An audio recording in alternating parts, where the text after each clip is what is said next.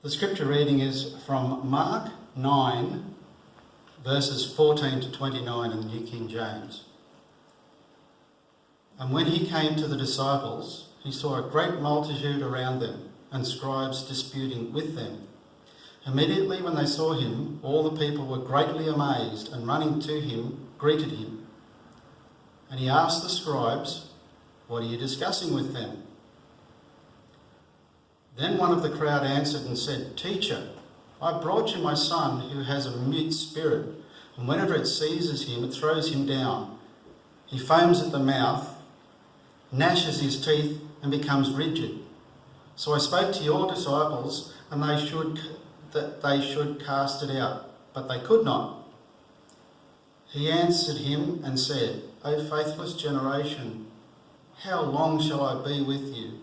How long shall I bear with you? Bring him to me." Then they brought him to him, and when he saw him, immediately the spirit convulsed him, and he fell to the ground and wallowed, foaming at the mouth. So he asked his father, "How long has this been happening to him?" And he said, "From childhood.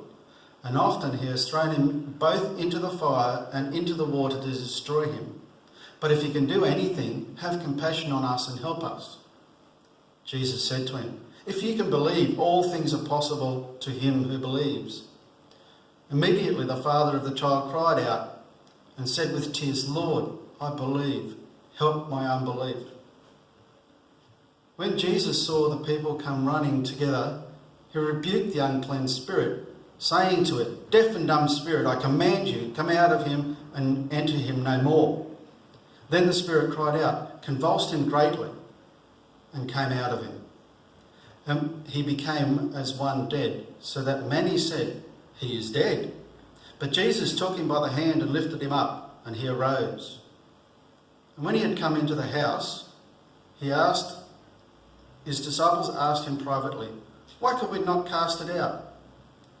So he said to them, "This kind can come out by nothing but prayer and fasting."